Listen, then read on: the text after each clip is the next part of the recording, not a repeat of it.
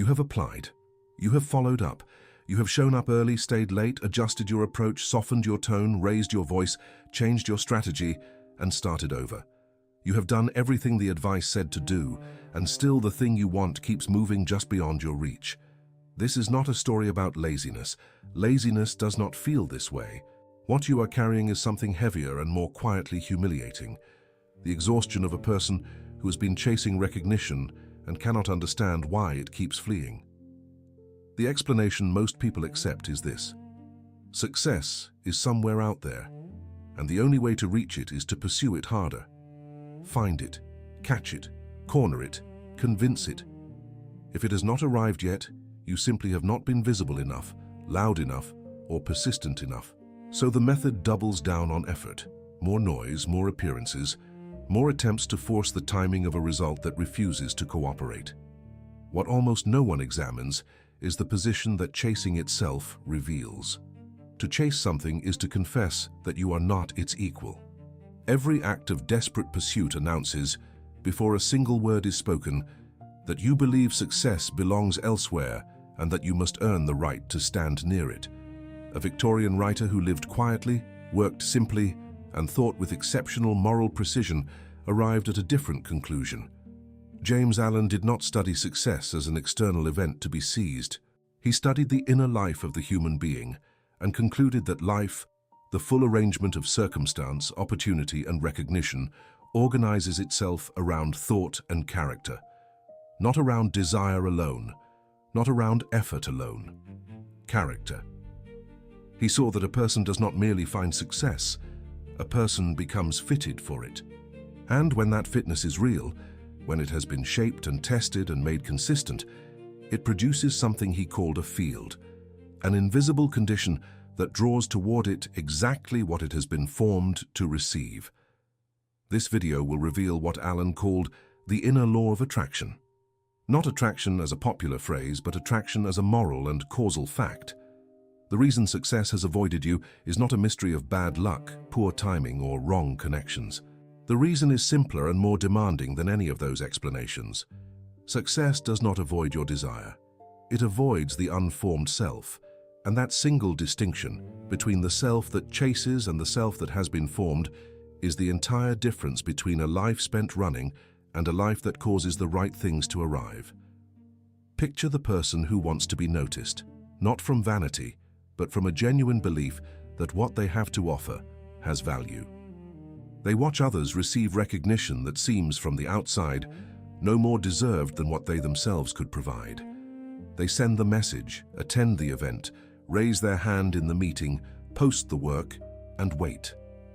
The waiting is the part no one tells you about. The waiting carries a particular weight because it is not passive. It is a held breath, a constant monitoring of whether this time the response will be different. The effort intensifies because stillness feels like surrender. A person convinced that success must be hunted cannot afford to pause because pausing feels like falling further behind. So they try to convince, they rehearse the pitch, they soften the ask, they make themselves smaller or larger, depending on what the room seems to require. This kind of effort is exhausting not because it is hard work, but because it is not work at all. It is performance in the hope of being chosen. Timing becomes the next obsession. If the right moment could be identified, then perhaps the result would finally follow. The person begins waiting for perfect conditions, the right contact, the right platform, the right season, the right mood in the right room. And while they wait and try and adjust and wait again, the sense of invisibility deepens. Despite all the movement, despite all the strategic repositioning, the feeling remains. Something is present in others that is absent here. That feeling of invisibility in the middle of effort is the central wound of the chasing life. It is not a wound caused by insufficient action. It is caused by a misunderstanding so fundamental that more action cannot heal it. You can be enormously busy and still feel unseen. You can apply your energy in 100 directions and still feel that nothing is landing. The frustration is real, the effort is real, but something essential remains missing, and no amount of external movement has yet touched it. When ordinary effort fails, the instinct of most people is not to question the method, but to amplify it. more visibility, louder presence, a more polished appearance, a larger network. More posts, more calls, more meetings, more willingness to be seen in every space where success might be passing by. The logic seems reasonable. If a smaller amount of pursuit has not worked, a greater amount must eventually succeed. But this logic contains an error that compounds itself with every repetition. Noise is not magnetism. A louder frequency does not make a signal more attractive, it only makes it more insistent.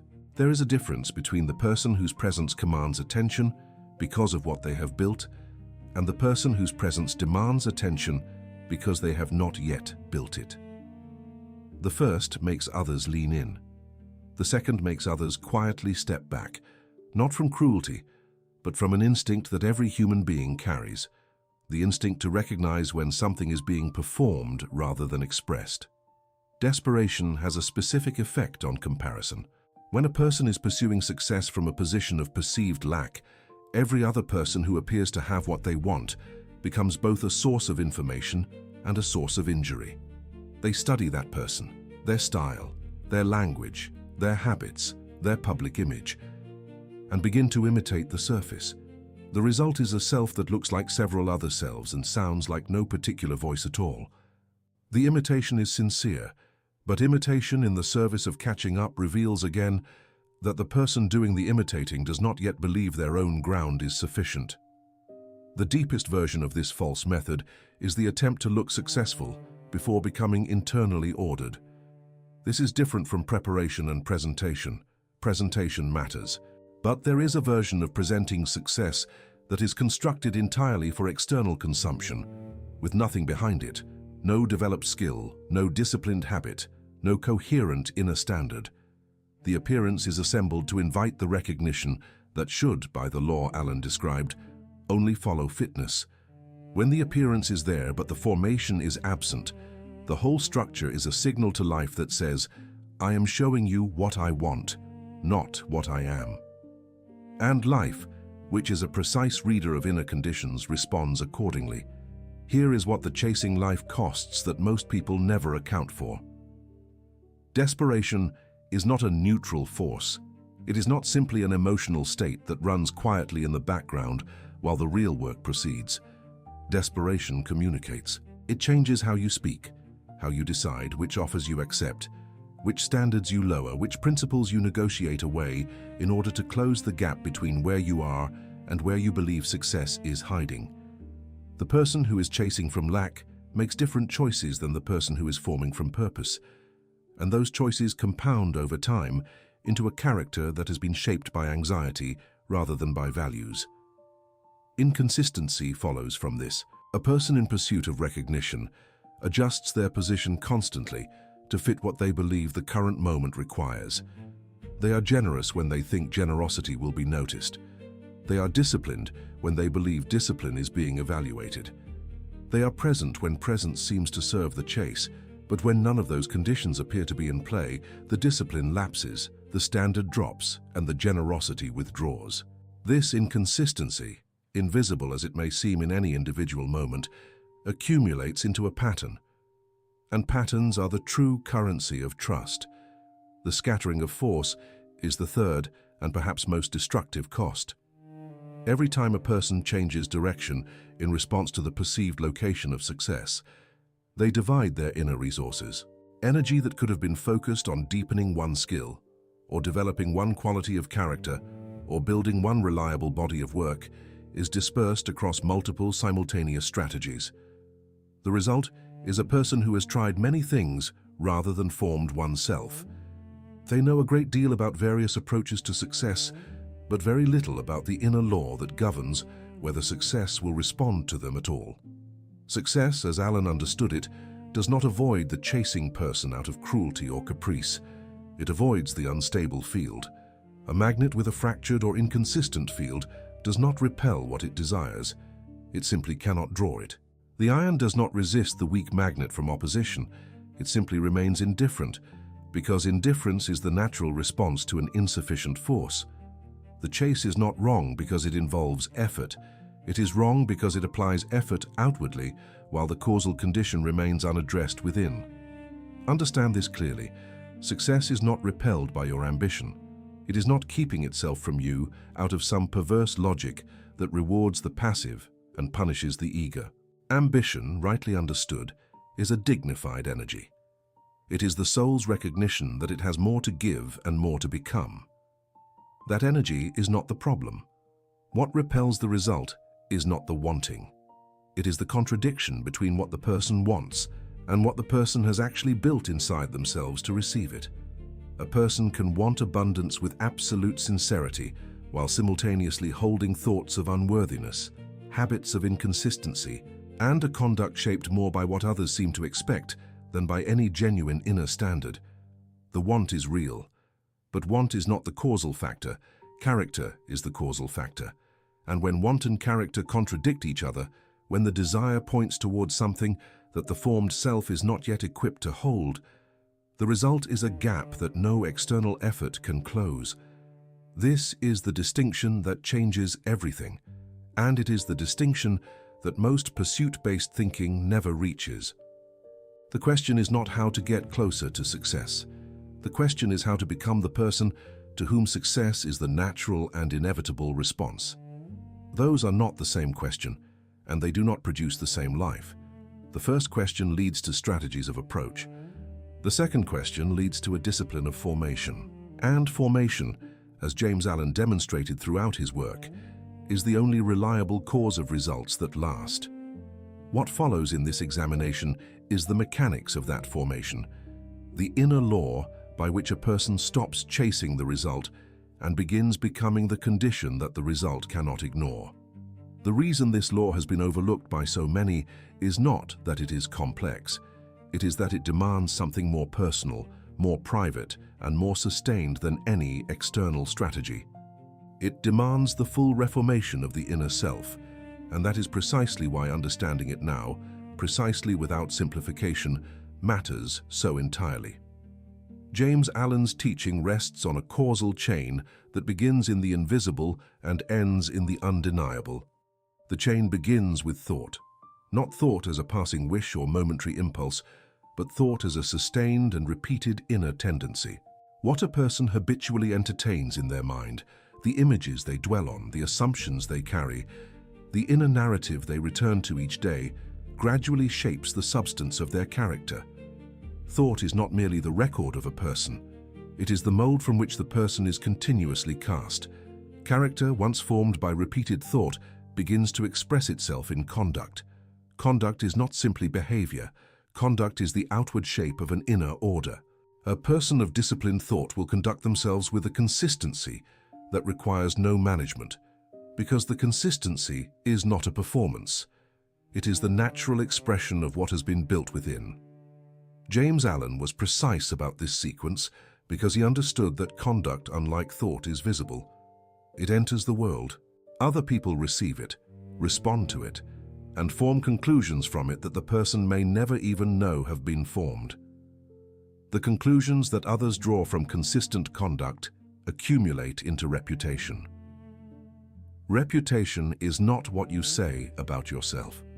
It is what the observed pattern of your conduct says about you in its absence. A person whose conduct has been reliable, whose standard has been consistent, whose work has been completed with honesty and care, that person develops a reputation that precedes them. They do not need to introduce themselves. The weight of what they have already done does that work. And reputation, built on genuine conduct rather than on strategic presentation, carries a gravity that no manufactured image can replicate.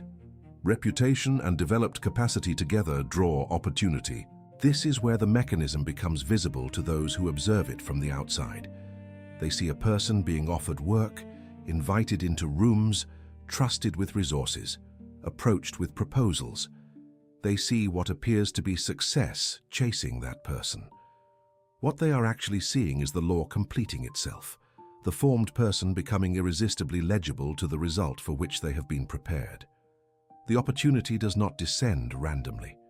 It gravitates toward the field that has been built to receive it. Success follows fitness. This is the compressed form of Allen's law, and it deserves to be held without distortion. Not success follows effort. Not success follows visibility. Not success follows desire. Success follows fitness. Fitness is the precise word because it means more than competence. Fitness is the alignment of thought, character, conduct, and capacity around a single direction. The state in which a person has become, through sustained inner work, genuinely suited to hold the result they have been forming themselves to receive. Alan's universe is fundamentally moral, and that word must be understood carefully. When Alan says moral, he does not mean moralistic in the sense of rule-following or social performance. He means that the universe operates according to a law that links inner cause to outer effect with the consistency of a natural principle. As gravity responds to mass without preference or exception, the circumstances of a person's life respond to the quality of their inner life with the same impersonal precision. Morality, in Alan's framework, is not a judgment. It is a mechanism. From this principle follows one of Alan's most uncomfortable conclusions. Nothing stable comes to an unstable inner life. Not nothing good, and not nothing temporary. Nothing stable. A person may, through force of circumstance or luck, or the momentary generosity of someone else's belief in them, receive results that their inner formation has not yet warranted. But those results will not hold. They will prove difficult to sustain, or they will erode, or they will exact a cost that reveals the gap between what was received and what the inner self was equipped to carry. The outer must eventually answer the inner. Success is not accidental when character has been genuinely prepared. Alan's use of the word prepared carries significant weight. Preparation is not a single decision or a single discipline. It is the slow accumulation of inner order, the repeated choice of the higher thought over the lower one, the consistent conduct when no one is watching, the continued building of skill and reliability, not because reward is immediately visible, but because the formed person understands that the reward is the natural consequence of what they are building, not the purpose of building it. The self becomes the condition. This is perhaps Alan's most radical claim, and it is the one that most fundamentally separates his teaching from ordinary self-help. In the common framework, the self is the agent, and the condition is the obstacle. You are here, success is there. The work is to navigate from one to the other. Alan inverts this entirely. The self is not the agent moving toward a separate condition. The self, once formed, becomes the condition. The formed person does not move toward the result. The result forms around them, because the result has no other direction to go once the field that calls it has been established. There is a version of this teaching that gets misread as a call to confidence, and it is important to correct that misreading at the beginning, rather than allow it to quietly distort everything that follows. Magnetism, as James Allen intended it, has nothing to do with the popular instruction to project confidence. Confidence, as it is commonly taught, is a kind of social posture, a way of carrying the body, modulating the voice, holding the room's attention. These things have their place. But they are not what Allen meant, and confusing the two creates a corruption of the law that makes it unworkable. The magnet is not the person who has convinced themselves that success is already here when the formed self has not yet made it so. There is a version of positive thinking that amounts to a deliberate performance of outcomes not yet earned, a pretending at the level of language and behavior designed to attract what the inner formation has not yet prepared to receive. This is not magnetism. It is a different form of the same fundamental error, dressed in more optimistic language. The inner contradiction remains, and the law remains indifferent to the costume worn over it. What Allen actually describes is inner order, discipline, clarity of purpose, alignment between what a person values and how they spend the private hours when nothing external is measuring them. It is the quality that allows a person to sustain their standard in the absence of reward, to continue building the thing when no one is watching, to maintain the thought that serves their formation, even when the thought that would serve their ego is more immediately satisfying. This is a far more demanding instruction than confidence, and it is also far more effective. Becoming useful to the result desired is Allen's practical formulation of the principle, not appearing useful, not performing usefulness, becoming it through developed skill, through demonstrated reliability, through the formation of habits that make a person genuinely capable of handling what their ambition has set as a goal. The formed person is not the person who has learned to sound capable. They are the person who has, through sustained private effort, become capable. And this distinction, quiet as it is the precise difference between the person success recognizes and the person success passes. The instruction, then, is not to believe harder, to project more boldly, or to convince yourself and others that success is inevitable. The instruction is to build. Build the thought, build the character, build the conduct, build the competence. And build it not as a strategy to attract a specific result, but as the expression of a person who has taken full responsibility for the inner condition that governs the outer life. That building is what Alan calls formation. And formation, complete and genuine, is the only thing that earns the name magnetism. Consider why a formed person becomes hard to ignore, not hard to avoid in the social sense, not necessarily the loudest or the most strategically present. Hard to ignore in the sense that what they have built inside themselves has made them genuinely useful, genuinely trustworthy, genuinely capable, and genuinely aligned. When a person like this enters a room, moves through a profession, or builds a body of work, there is a coherence in everything they do. Their choices are consistent, their speech is deliberate, their presence is not performed. And coherence, because it is so rare, carries an extraordinary weight. The discipline they have applied in private becomes visible in every public action. A person who has formed themselves through thought and conduct does not need to explain their reliability. It is demonstrated. They do not need to argue for their trustworthiness. It has been accumulated. They do not need to claim their competence. It is apparent in the quality of the work they have already produced. Each of these qualities acts on the social and professional environment the way a gravitational field acts on nearby matter. The field does not announce itself, it simply draws. Speech, when it comes from a formed self, carries a different weight than speech constructed to impress. The person who speaks from genuine understanding, genuine care, and genuine conviction produces a different effect than the person who speaks from strategy. Others may not be able to articulate the difference they are sensing, but they feel it. Trust or its absence is registered at a level that precedes analytical thought. The formed person's speech becomes part of their field, part of the invisible condition that makes them legible to the opportunities meant for them.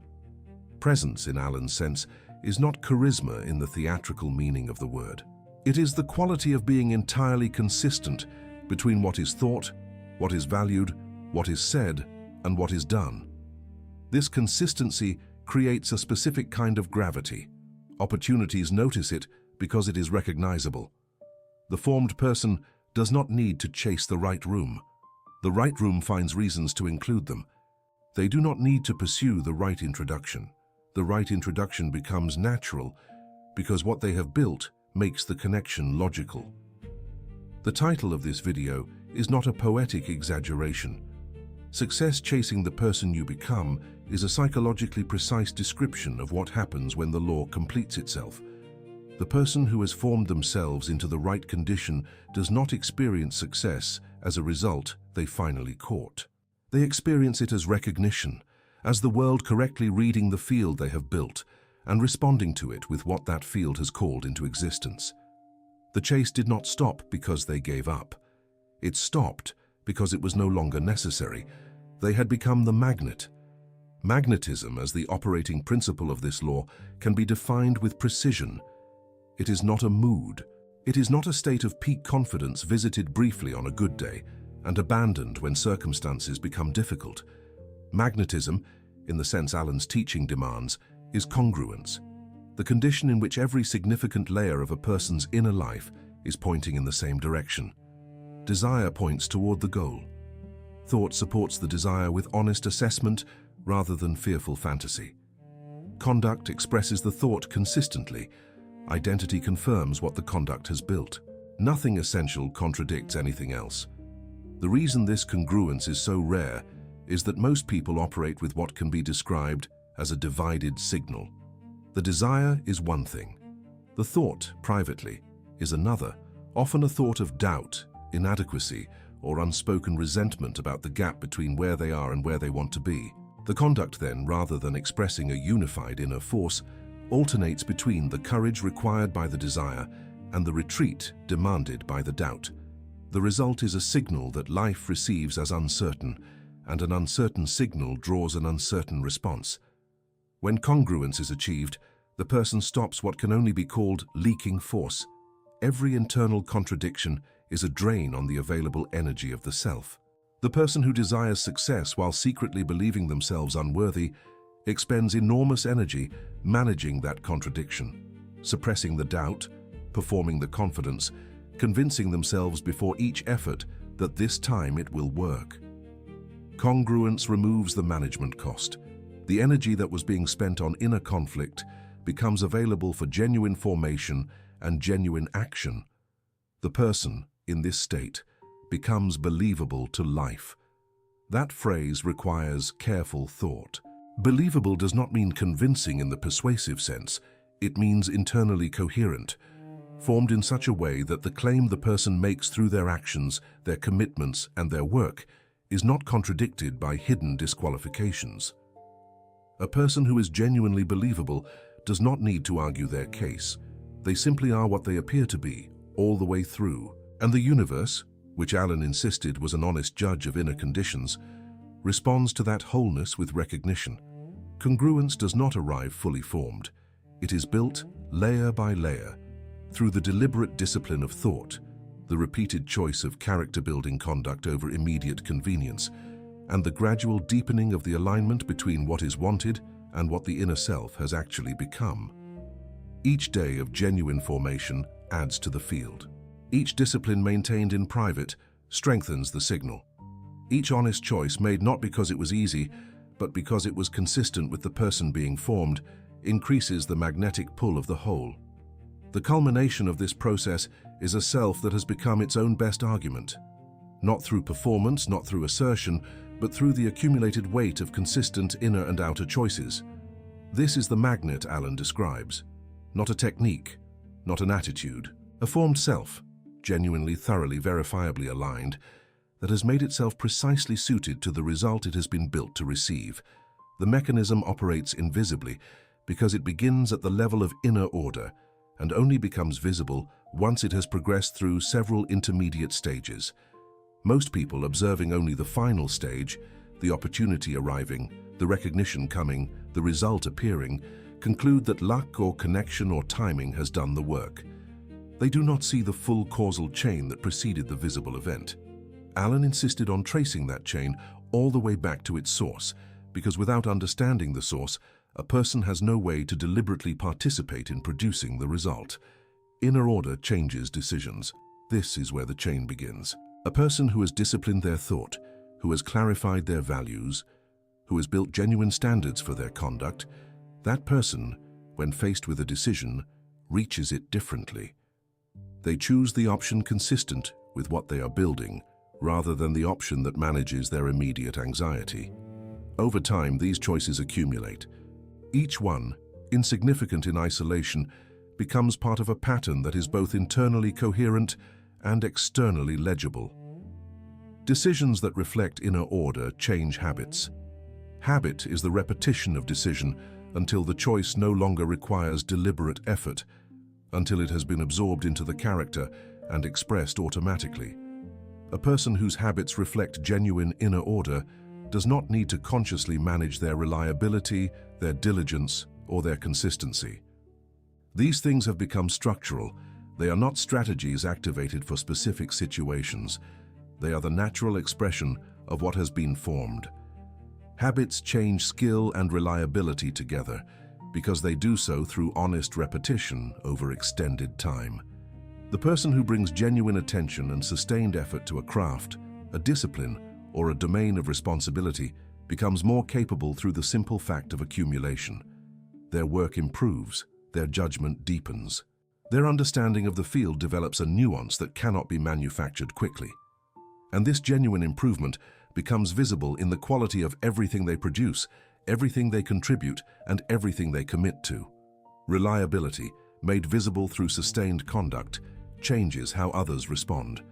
Human beings, individuals, organizations, communities, Allocate trust based on observed patterns.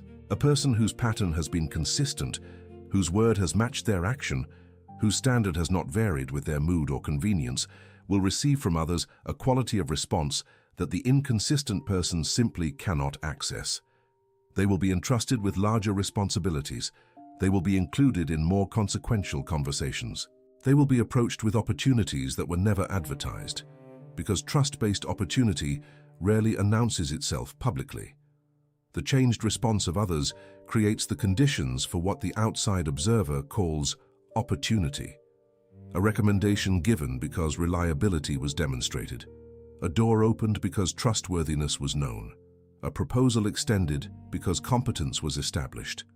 None of these events was engineered by the recipient in the conventional sense. None was the product of strategic positioning or aggressive pursuit. Each was the logical outcome of the field that had been built, the character that had made itself genuinely legible to the result it had prepared itself to receive. Opportunity at this level looks exactly like success chasing the person, and in the deepest sense that is precisely what it is, not magic, not coincidence. The law fulfilling itself, completing the chain from invisible cause to visible effect, with the same impersonal consistency it has always applied. The formed person does not experience this as fortune. They experience it as the recognition they have been quietly, patiently building themselves to deserve. Pretending is the first and most fundamental interruption. When a person constructs an image designed to attract a result they have not yet formed themselves to receive, they introduce a dissonance into the field that the mechanism cannot work around. The outer claim and the inner reality diverge, and the divergence is legible, not always immediately, not always to every observer, but reliably and eventually to life itself. The pretense may buy temporary attention. It does not build the sustained field. And the moment the pretense must be maintained under genuine pressure, it fractures. Envy is an interruption of a different and equally destructive kind. Where pretending corrupts the outer signal, envy corrupts the inner one. A person consumed by envy, by the comparison of their position to another's advantage, has directed their formative energy toward an inventory of what they lack, rather than toward the building of what they need. Envy is not a neutral emotion that passes without consequence. Every sustained thought of envy is time and energy not spent in formation. It is the self turning its back on its own development in order to resent someone else's. Inconsistency, as discussed earlier, breaks the accumulation that formation requires. But it deserves consideration here as a specific interruption of the magnetic mechanism. A magnet does not maintain its field through occasional alignment. The field must be sustained. The moment the alignment is broken, the moment the person abandons their standard because a particular situation makes it inconvenient, the field weakens. Sustained inconsistency does not simply slow the formation, it actively undoes portions of what consistent conduct had already built.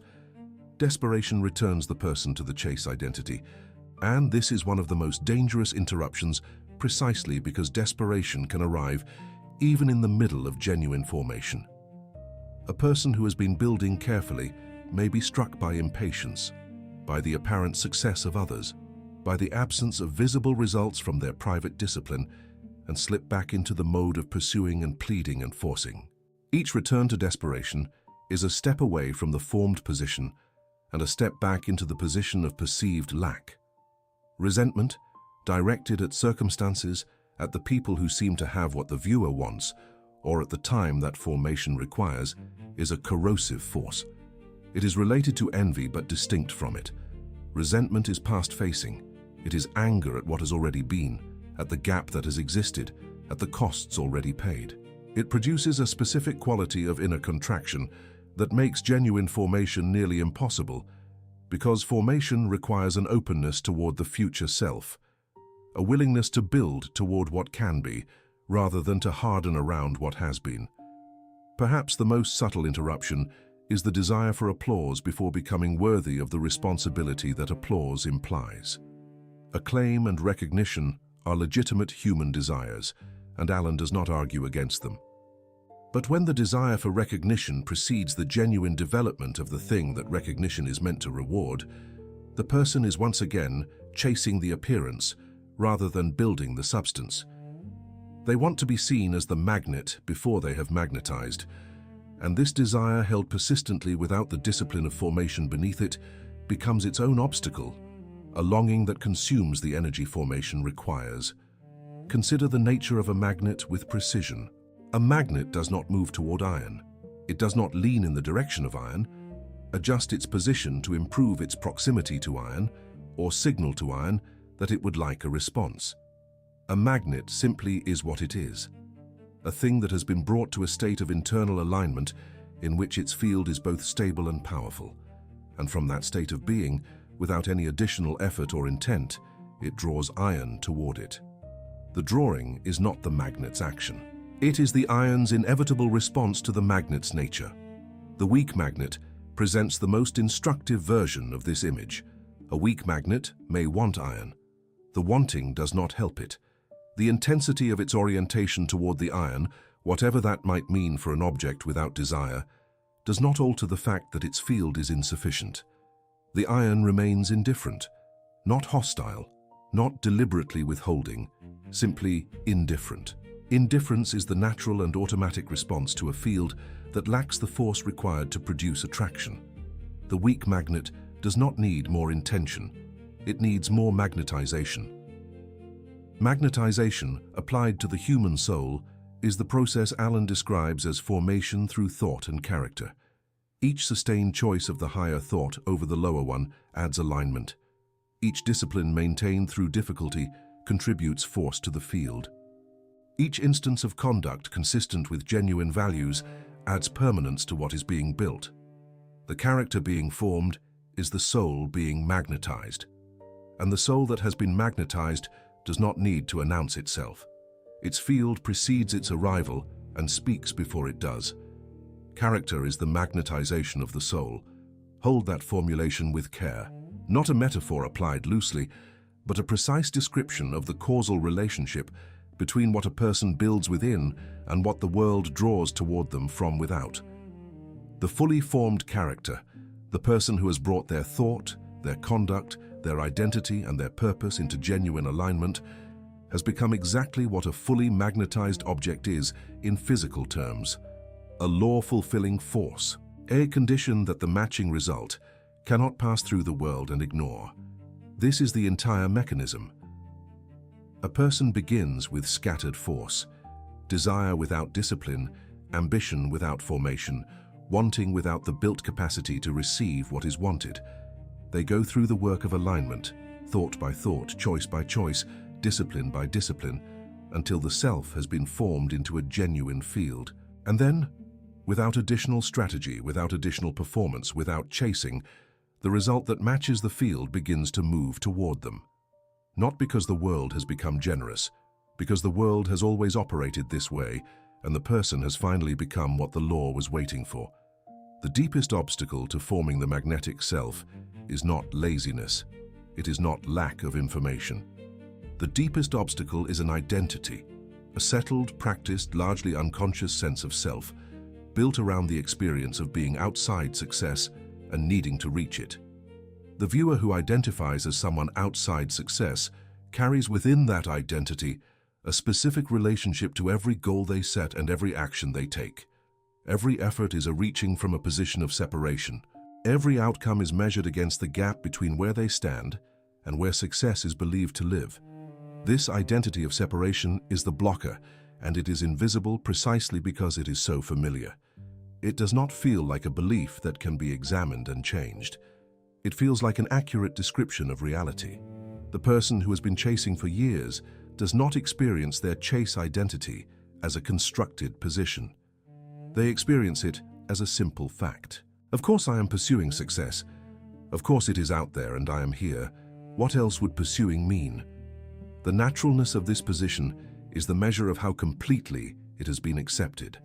When the chase identity is operative, the person relates to success as though success holds all the authority and they hold none. Success is the judge. They are the applicant. Success determines their worth. They attempt to demonstrate it. This power arrangement is so normalized, so universally reinforced by the culture of achievement, that most people have never once questioned whether it is the actual structure of the situation, whether in fact they have the causative power, and success is merely the outcome waiting for the cause to be established. The practical expression of this identity is visible in everything from how a person enters a negotiation, to how they respond to rejection, to how they speak about their own work. It is in the hedging language. It is in the apologetic framing of genuine accomplishments. It is in the speed with which a person abandons a standard in order to remain acceptable to whoever holds the apparent keys. The chase identity shapes conduct, and shaped conduct reinforces the chase identity. Breaking the pattern requires identifying it first, with honesty and without self-criticism, simply as a position that is being held and that can, therefore, be exchanged for a different one. The chase identity is particularly difficult to confront because it disguises itself as virtue. Ambition, as a word and as an energy, is admired. A person who describes themselves as ambitious has done nothing socially questionable. Ambition sounds like drive, like vision, like the willingness to work for what matters. And it can be those things. But ambition operating from the chase identity is not those things. It is a reaching from lack, disguised as a reaching toward possibility.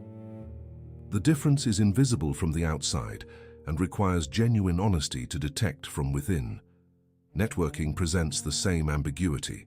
Cultivating relationships, being present in communities of relevant people, building connections that make collaboration possible, these are legitimate and useful activities.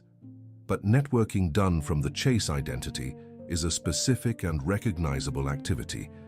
Every conversation becomes an audition. Every new contact is evaluated primarily for what they can provide access to. The person is present, but their presence is instrumental. They are building a network rather than forming genuine connections, and the people on the receiving end of this instrumental attention often sense it, even when they cannot name what they are sensing. Hustle, as a cultural value, is perhaps the most effective disguise the chase identity has found. The willingness to work long, to sacrifice convenience, to show up when others do not. All of this is framed as unambiguous virtue, and genuine diligence is virtuous. But hustle in the service of the chase identity is not diligence. It is agitation. It is motion as a management strategy for the anxiety of feeling behind. The person who is hustling from lack is not building the field. They are running to stay in place, because the fear of stillness is the fear that, without constant motion, success will forget them entirely. Putting yourself out there is the phrase the culture uses for visibility effort. Share the work. Show your process. Be present in the spaces where recognition lives. None of this is inherently wrong, but as an expression of the chase identity, it becomes an ongoing performance of the person as someone who deserves recognition, conducted in hope that sufficient performance will eventually produce the genuine article. It is the substitution of the image of becoming for the actual work of becoming.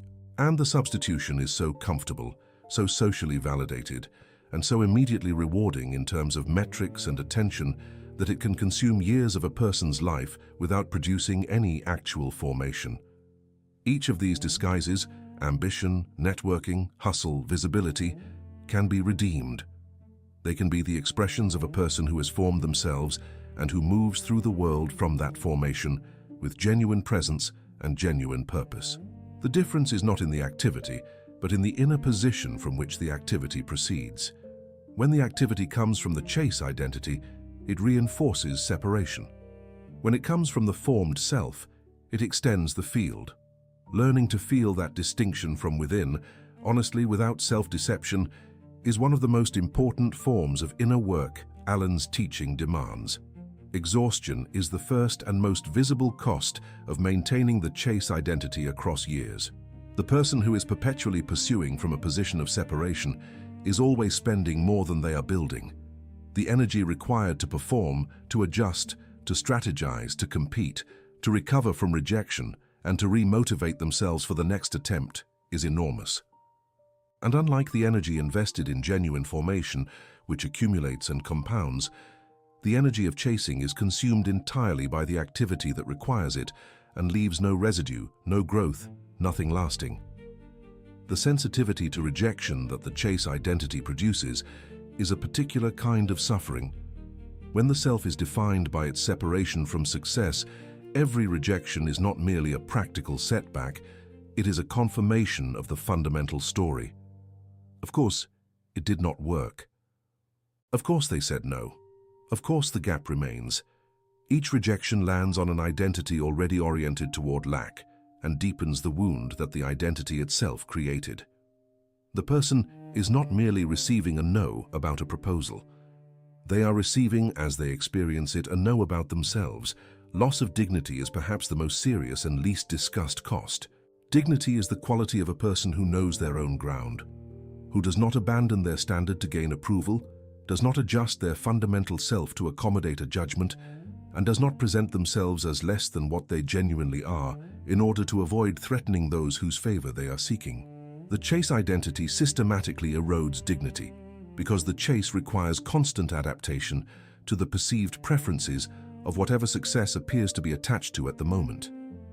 Over time, the person loses track of what they genuinely believe, genuinely value, and genuinely are. Comparison becomes a compulsive habit of the chase identity.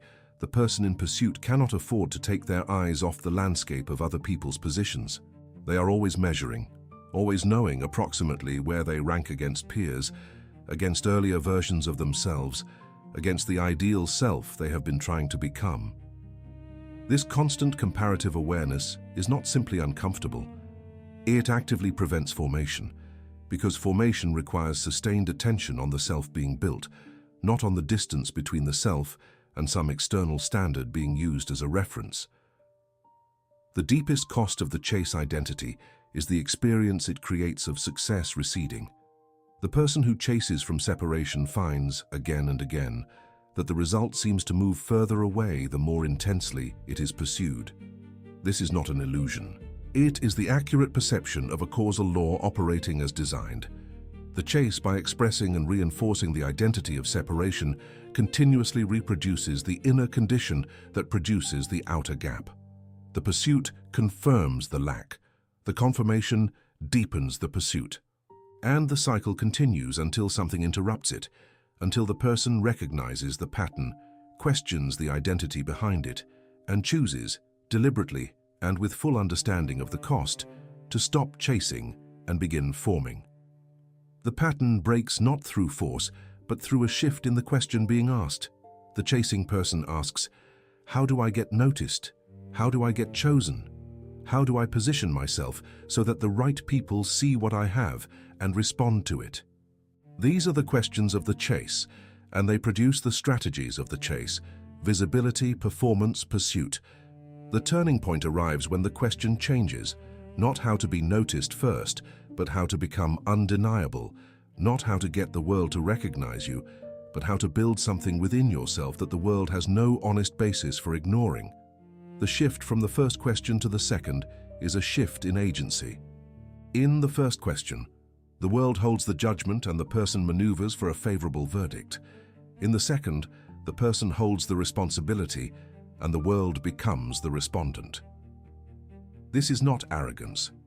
It is the recognition that the causal power in this equation has always been interior, and that the effort spent trying to manage the world's perception would have been far better spent managing the inner formation that determines what the world correctly perceives.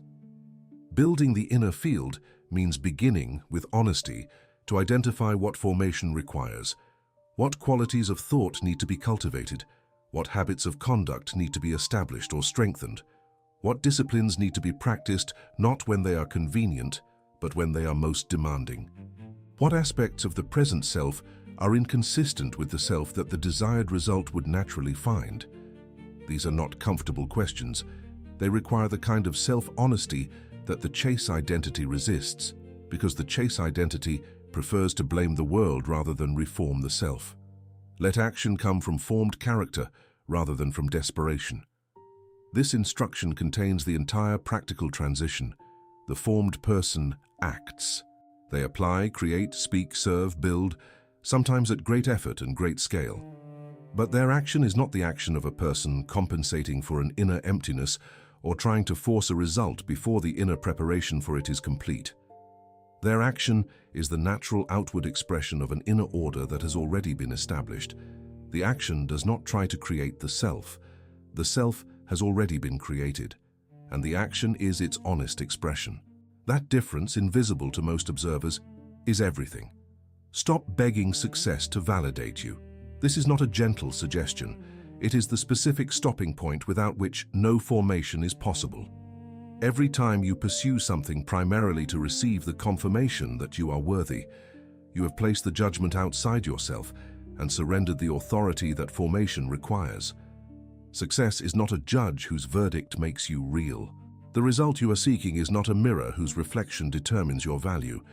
Treating it as such, orienting every effort toward its approval, is the behavior that keeps the formed self from emerging. Stop copying appearances, the imitation of surface, the vocabulary of those who have succeeded, the style of those who project confidence, the behavior patterns associated with people others seem to trust, can become the primary activity of the chasing life. And imitation of the surface, however sincere, cannot produce the depth it is attempting to approximate. The discipline that made the person whose surface you are imitating what they are cannot be acquired by wearing their style. It can only be acquired by going through the same interior process privately and patiently that produced the depth their surface reflects. Stop chasing from panic. Panic is the emotional signature of the chase identity, the conviction that if you do not act now, the opportunity will be irretrievably lost, that the window is closing, that others are moving faster and further while you hesitate. Panic-driven action is recognizable and repels what composed, purposeful action attracts. A person in panic makes decisions designed to relieve the panic rather than decisions that serve the formation. The relief is temporary. The cost to the formation is real. And the panic, fed by each anxious action, returns with greater intensity. Stop confusing visibility with magnetism. These are not the same thing, and the confusion between them is one of the most common ways the chasing life sustains itself while appearing to address its own problem. To be seen is not to be magnetic. To be present in every relevant space, to have a large following, to be recognized by name in the right circles, none of this is magnetism unless it rests on genuine formation. Visibility without formation is exposure without substance. Magnetism without visibility still draws because the field is real. Visibility without the field generates attention that the inner condition cannot convert into the lasting result. Accept that success recognizes fitness and that fitness is not declared but demonstrated. The process of demonstrating fitness requires time, not because the universe is withholding or because formation is arbitrarily slow, but because character is built through repetition, and there is no substitute for the accumulation that repetition produces. A person cannot decide to have a reliable character on Tuesday and possess it by Wednesday. The decision is the beginning. The formation is the patient, sustained work that the decision initiates. Formation takes repetition. This is not a discouraging fact. It is a clarifying one. It means that the person who understands and accepts it can stop looking for shortcuts and start building genuinely. Every day that discipline is sustained, every choice that honors the inner standard, every act of conduct consistent with the formed character. Each of these is not merely a good day. Each is an addition to the field. The accumulation is real, even when it is invisible. Even when no external recognition has yet arrived, the building is happening, and the law is tracking it with indifference to the person's impatience. Character is built privately before it is rewarded publicly. This sequence is non-negotiable in Allen's framework, and it demands a specific kind of faith. Not faith in the mystical sense, but faith in the sense of a sustained orientation toward the causal law. The person who is building genuinely in private will not always have evidence that the public reward is approaching. There will be stretches of formation during which nothing visible changes. The discipline must be maintained not because a reward is imminent, but because the discipline is the correct response to the law, and the law is operating whether or not the person can see it working. The invisible self precedes visible success. This precedes it not by accident but by law. The invisible formation is the cause, the visible success is the effect. Reversing the sequence, attempting to produce the visible effect before the invisible cause has been established, is the definition of the chase. Accepting the sequence as it is and submitting to the discipline that the correct order demands is the beginning of the magnetic life. It is not a passive acceptance. It is an active commitment to the direction of causation, to building the cause rather than pursuing the effect. The identity that replaces the chase is expressed simply, I become the magnet, not I will someday be the magnet. Not I was the magnet before circumstances diminished me. In the present tense of deliberate formation, I am becoming. The becoming is the identity. The process of formation is not a waiting room outside the real life. It is the real life, the daily discipline of thought, conduct, and character that is producing, hour by hour and choice by choice, the field that the result will recognize. I build what success must recognize. That word must deserves full attention. Not what success might recognize, or what success could recognize under favorable conditions. What success must recognize.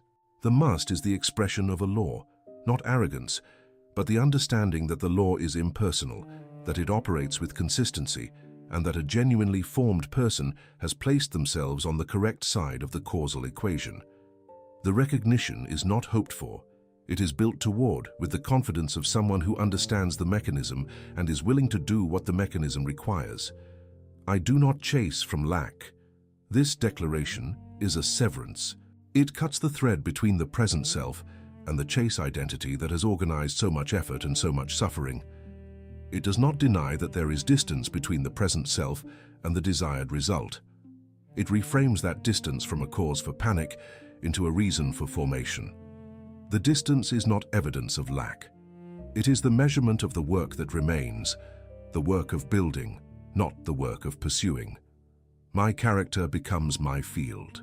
This is the final statement of the new inner position, and it is both the conclusion of the philosophical argument and the beginning of the practical commitment.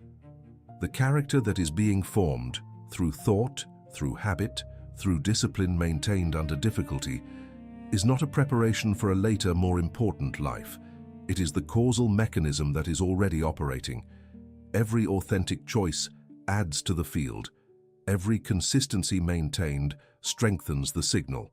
The field is building now, and the person who understands this is never merely waiting. They are always, in every honest action, becoming the magnet. Two lives are available from this precise moment, not from some future moment when conditions have improved or motivation has returned or circumstances have aligned. From this moment as it is, in the middle of whatever unfinished conditions surrounds it, the first life continues the chase. It applies the same effort to the same external pursuit, with the same inner position of separation, producing the same exhaustion and the same gradually diminishing return. It offers motion, constant, anxious, expensive motion, but not formation. The second life begins the formation. It turns inward, not in the sense of withdrawal from the world, but in the sense of locating the causal power where it actually resides. It begins asking what the self must become, rather than how the world must respond. It commits to the private discipline before the public reward. It trades the temporary motion of the chase for the permanent gravity of the formed self. This life offers less immediate stimulation, less visible activity, and, particularly at the beginning, less social validation. What it offers instead is something far more valuable: direction. Chase gives temporary motion. The person who chases may feel in the moments of intense pursuit a sense of agency and momentum. They are moving. They are doing something. The movement is real, and the doing is real. But motion in the wrong direction, driven by the wrong inner position, does not accumulate into anything stable. It produces what can be called the treadmill experience: enormous expenditure with no change in position. The exhaustion is genuine, the work is real.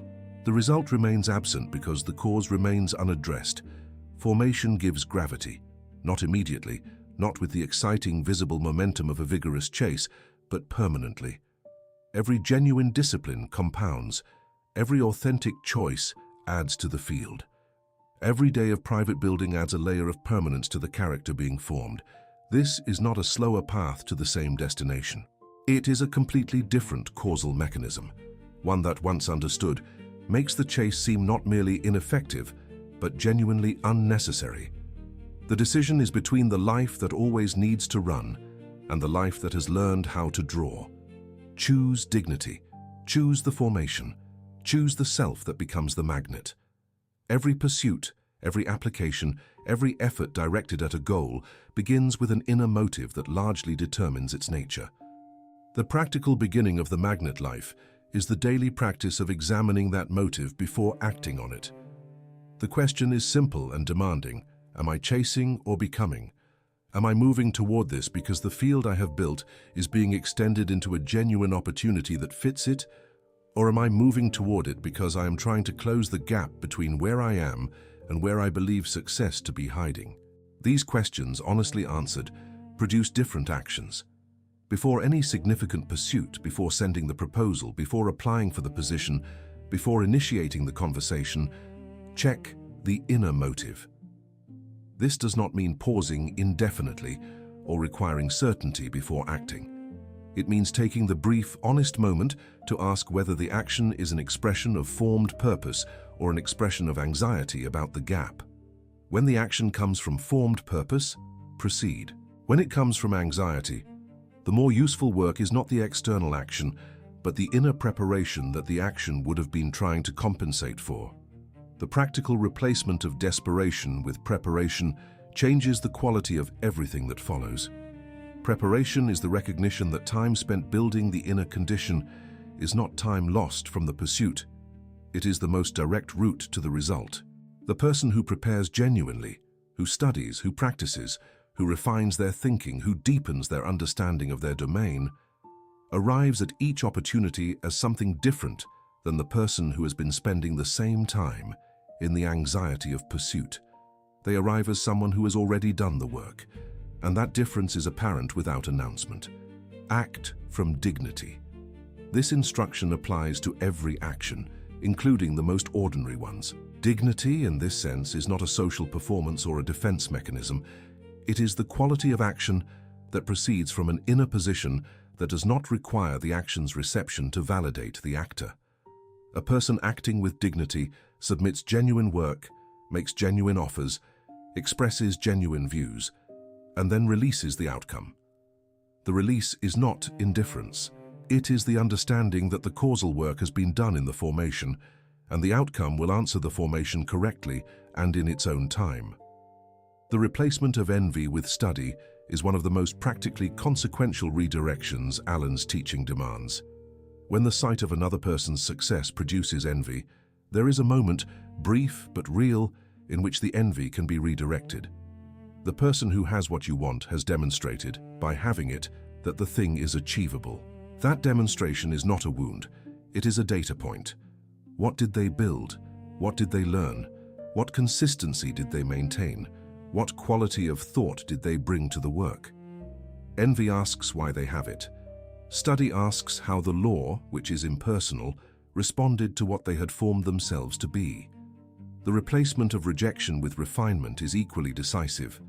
Rejection, in the chase identity, is evidence of unworthiness and is therefore experienced as a personal verdict.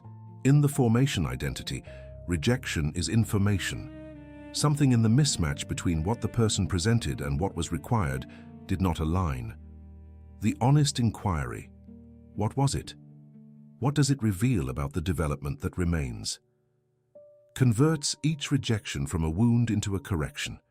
The formed self is not immune to rejection, but it uses rejection the way a craftsman uses feedback from the work itself as guidance toward the next level of precision. Replacing urgency with formation may be the most difficult discipline of all, because urgency is so culturally validated and so emotionally compelling. The culture of achievement is organized around urgency.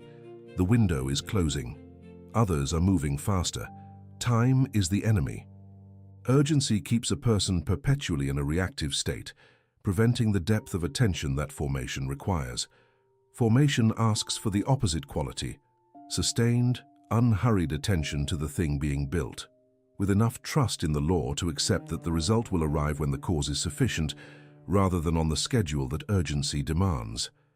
The replacement of self-pity with self-command is the final and perhaps most intimate of these thought disciplines. Self-pity is a specific inner position, the experience of being the victim of circumstances, of having been dealt unjust conditions, of deserving more than what the world has provided.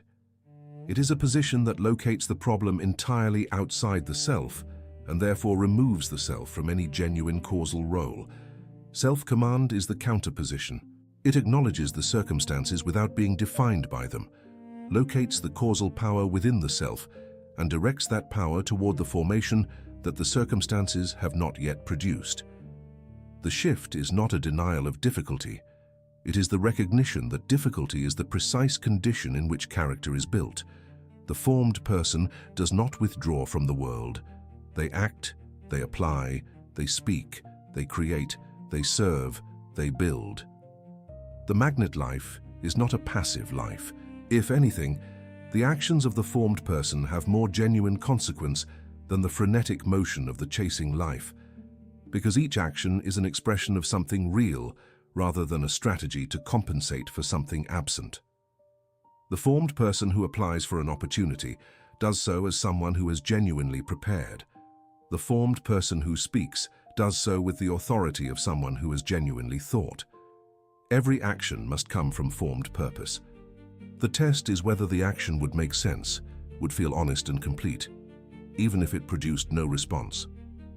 The person who creates a piece of work entirely from their genuine understanding and commitment and submits it without attaching their sense of self to the verdict has acted from formed purpose. The person who creates the same piece primarily to produce a specific response, adjusting every element to what they believe will be most likely to succeed, has acted from the chase. The outer actions may look identical. The inner position that produced them is entirely different, and it is the inner position that determines the causal quality of the action. Let action express the magnet rather than compensate for emptiness. This distinction becomes clearer the more honestly it is examined. Compensating action is always larger than the situation requires, louder, more insistent, more self-referential, because it is carrying the extra weight of the inner lack it is trying to cover. Expressing action is sized exactly to the situation and confident without being forceful, because it has nothing to prove. The competence speaks, the quality of the work speaks, the consistency of the standard speaks. These things do not require amplification from the person doing them.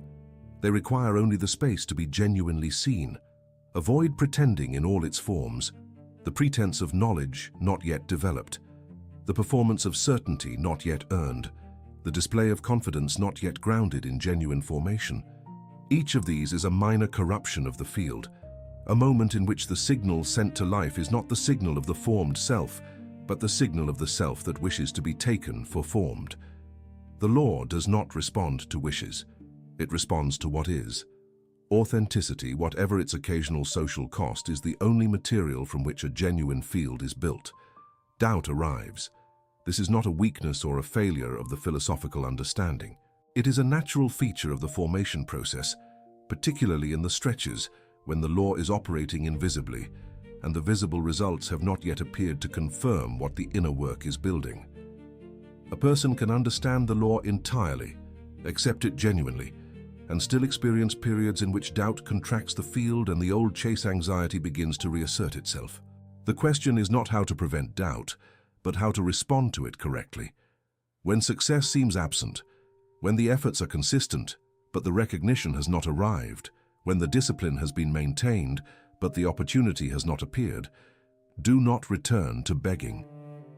The temptation at these moments is to supplement the formation with pursuit, to add some external strategy to what the inner work is building, as though the combination of genuine discipline and anxious chase would produce the result faster.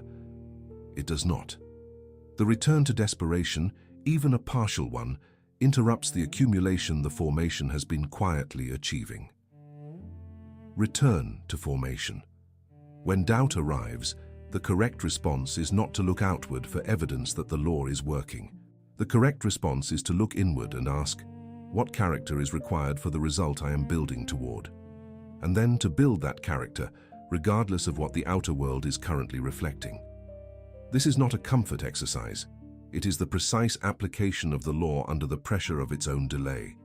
The choice to continue the cause when the effect has not yet appeared, because the causal relationship is understood and trusted.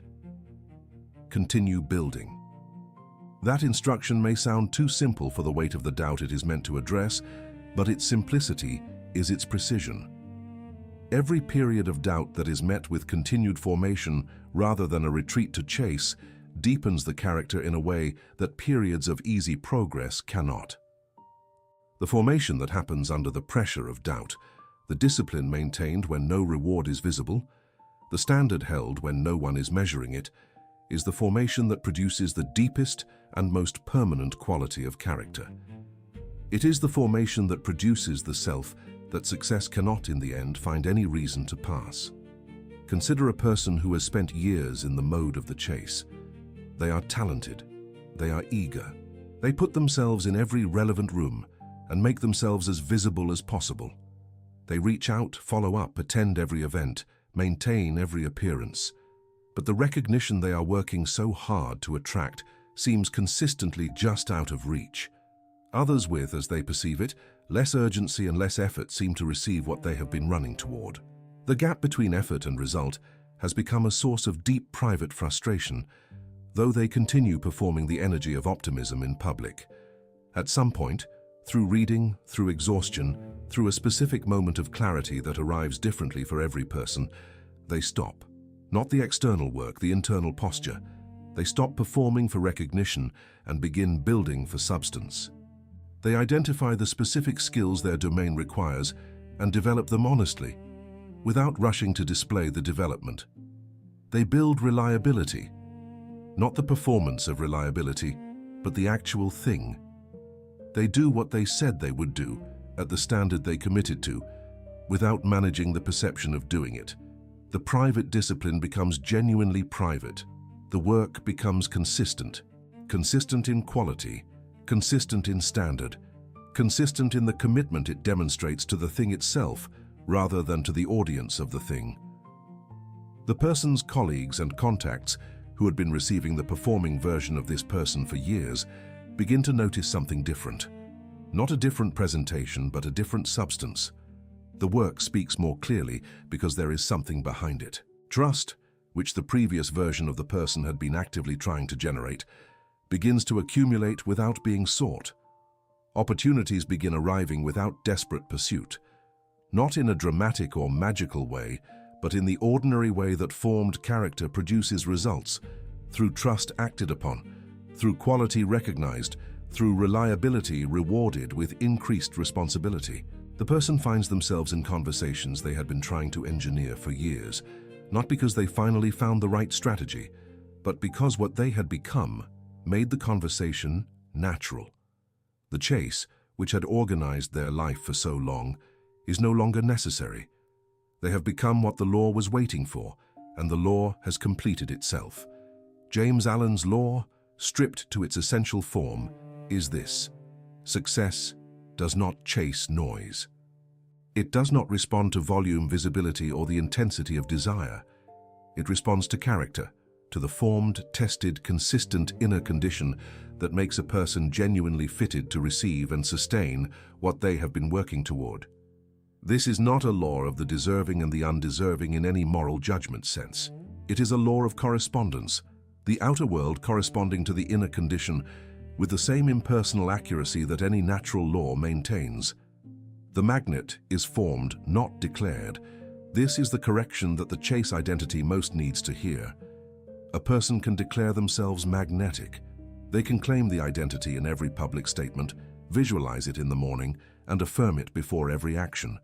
But declaration without formation produces no field. The magnet is built through the slow, private, sustained discipline of thought and character that Allen described throughout his work. There is no shortcut around the formation, and understanding this is not discouraging. It is liberating because it means the cause is entirely within reach. The simplest expression of the entire law is also its most demanding. Become the person for whom the result is inevitable. not the person who wants the result more intensely than others, or who pursues it more vigorously, or who has constructed the most sophisticated strategy for reaching it. The person for whom it is inevitable, the person whose formation has made them the natural and correct answer to the question that the opportunity is asking. That person does not need to chase. The law does the work that the chase was trying and always failing to do. The old life is organized around the chase. It monitors the distance between the self and success. It fills every available hour with effort designed to close that distance. It adjusts, performs, imitates, and persuades. It compares constantly, the self to others, the present to the ideal, the result so far to the result required. Every comparison produces either a temporary comfort or a deepening anxiety. The old life is not a lazy life. It is an exhausting one, and its particular tragedy is that all its effort points in the direction that reinforces the very separation it is trying to overcome. The new life is organized around formation. Its attention is turned inward, not in withdrawal, but in the direction of the causal power. The person in the new life asks not where success is, but what the self must become. They build in private without requiring public confirmation. They maintain their standard without the management of a watching audience. They act not from the anxiety of the gap, but from the clarity of the person they are becoming. The new life contains effort, often demanding effort, but the effort accumulates rather than dissipates because it is directed at the cause rather than at the surface of the effect. The old self asks to be chosen. It positions, presents, and petitions. It waits for a verdict from outside itself. The new self has stopped petitioning, not from passivity, but from the recognition that the authority was always interior. The new self is building the thing that makes being chosen the natural and inevitable response, the field that selection cannot honestly resist. The old self hopes to be seen as valuable. The new self becomes genuinely valuable and trusts the law to complete the recognition. The new self is undeniable, not in the sense of perfect or immune to failure or free from difficulty. Undeniable in the sense that what has been built is real. The competence is genuine, the reliability is demonstrated, the character is consistent, and genuine things cannot be permanently ignored by a world that is always, at its deepest level, looking for exactly what the formed self has to offer. The old self spent years trying to become undeniable through appearance. The new self builds it through substance, and the substance outlasts every strategy the appearance could have produced. Become the field. This is the final instruction, and it contains everything else. Not become confident, not become strategic, not become a better version of the chasing self. Become the field and the condition, the formed character, the aligned inner structure that makes you precisely the magnet your desired result is designed to answer. The field is not in the actions you take for recognition. It is in the person you are building in the hours when no recognition is watching. Every thought chosen with integrity, every standard maintained without applause, every discipline completed in the absence of reward. Stop chasing what would naturally answer the formed self, the thing you want, the recognition, the opportunity, the result that has seemed to elude you, is not hiding from you. It is not playing a game. It is following a law. It responds to formation the way iron responds to a genuine magnetic field, with necessity, not eventually, not reluctantly, not as a rare exception. As the natural expression of a law that has been operating since before Alan put it into words, since before the words existed to describe it. The result will come. The formation is the only question. Magnetism is disciplined being, not disciplined doing, not disciplined appearing, being.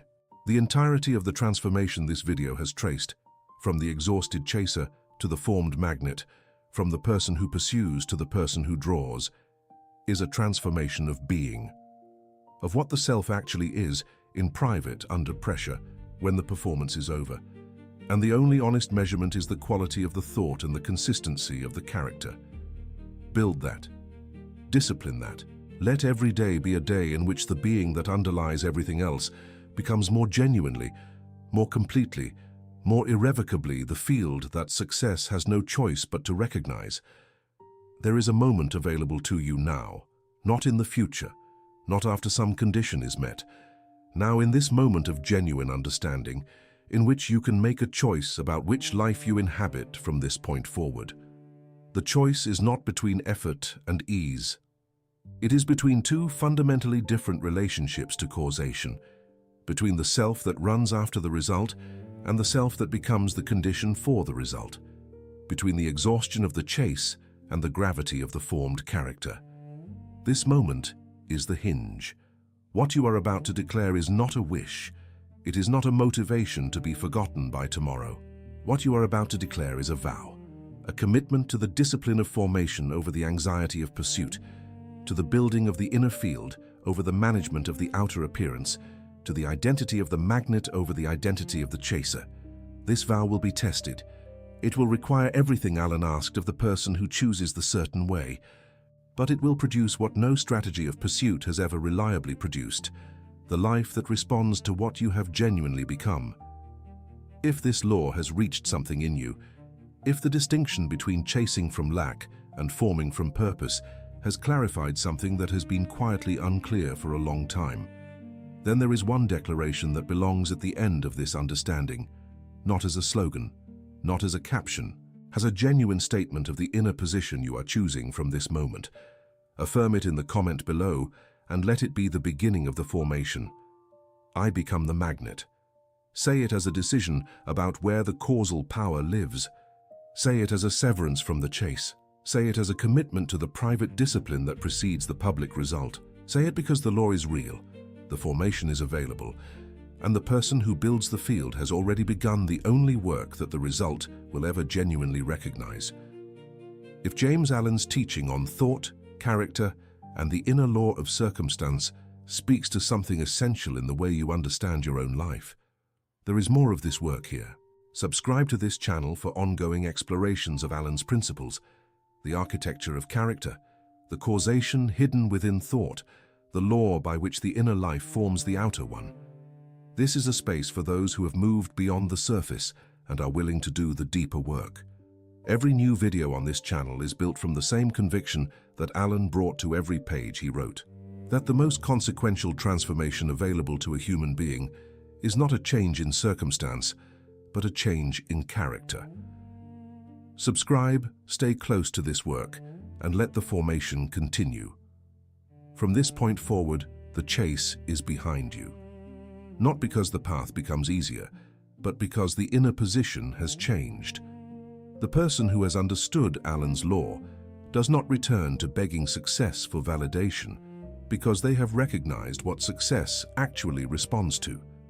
They build, they form, they maintain the discipline of the private self, and they trust the law to complete what the formation has made inevitable. The vow is simple, demanding, and entirely within reach. Stop chasing from lack. Build character. Maintain the standard when no one is watching. Deepen the thought. Strengthen the conduct. Let the consistency of the inner life produce the gravity that no external strategy has ever been able to manufacture. This is not a path of passivity. It is a path of profound, focused, sustained responsibility for the self you are becoming.